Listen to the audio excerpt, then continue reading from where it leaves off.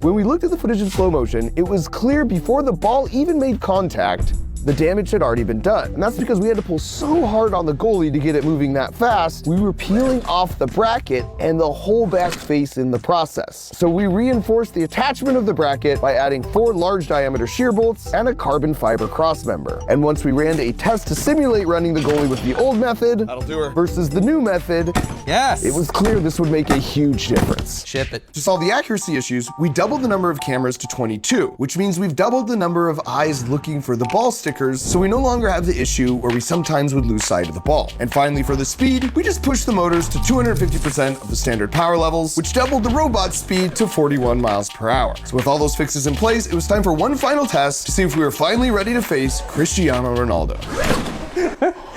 And the early indicators pointed to yes, we were. The brain is not meant to see things that large moving that fast. It triggers your get out of here now response. But just to be sure, we collected a few more data points.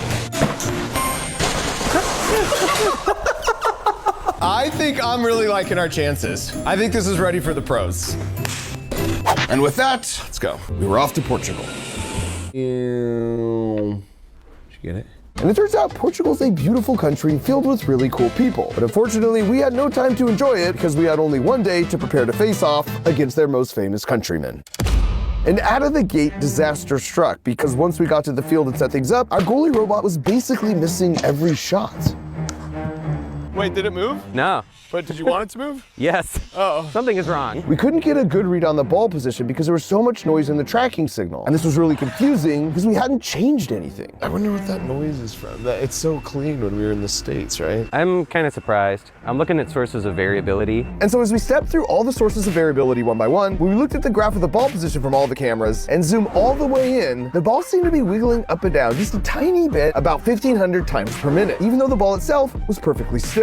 And 1,500 wiggles per minute coincidentally was the same RPM frequency of an engine you would find in a forklift that happened to be moving all around our field for the previous 3 hours. And that meant the motor vibrations were traveling through the tires, through the ground, and ever so slightly wiggling all 22 of our cameras, causing the super delicate tracking system to basically be useless. And so as soon as we cleared out the forklift, sure enough, the signal cleaned up perfectly, and we got back to blocking shots smooth as butter. For the most part.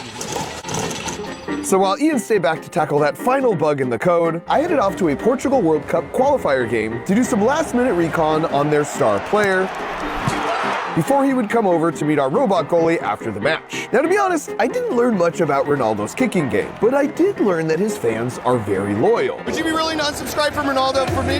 Absolutely not. Because I'm only 5 million subscribers away from passing him on YouTube,